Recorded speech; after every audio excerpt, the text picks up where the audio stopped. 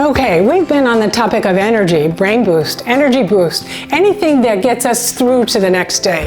And we all have things and obstacles before us and challenges, but let's talk about how our body works when we're dealing with stress. And then of course, if we're dealing with ongoing stress, that effect is cumulative.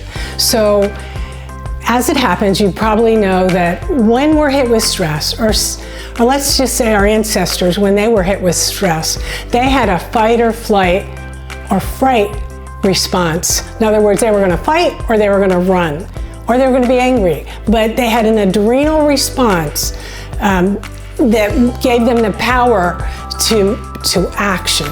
Now, in this day and age, what we have is ongoing stress, and it's different to what our ancestors had. And I just want to talk quickly about our adrenals. I never hear people talk about them, but they're like undervalued, and they need to have a star next to them because they're amazing. So the adrenals, right down here in the back above our kidneys, there's one on each side of your spine, it takes DHEA, a hormone, and breaks it down under normal circumstances to estrogen production, testosterone production, and supports thyroid function.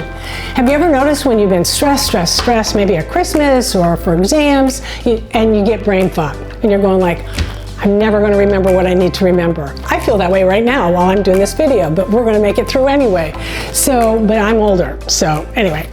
So what happens is when we go from normal to stress, guess what? That DHEA hits a fork in the road.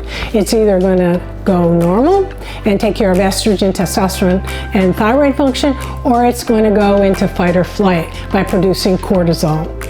Depending on the gradient of stress, it's going to affect the amount of cortisol. And if there's an increase in cortisol, there's going to be a corresponding decrease in estrogen and testosterone. Okay, so if you have an increase in cortisol production, you're going to see, or you may see, reduced sex drive, reduced ambition, reduced fatigue, increased fatigue, and reduced cognitive function. This is so important. The adrenals are the body's workhorse, and we really need to treat them a little bit better. And guess what? I finally, after years and years, found a nutritional support I do like. It's called Adrenal Liquescence. When you're young, I just really encourage people to just change their diet, make sure they've got the nutrients, maybe a good multivitamin and enough hydration so your adrenals can function properly, eating proper food. The first thing we do when we're stressed is we eat junk food because we want immediate gratification. But honestly, if you can just keep on track with nutrition, it'll go a long way for you, and water. So that's the most important thing. Productivity and performance is affected by how we treat our adrenals. Thank you.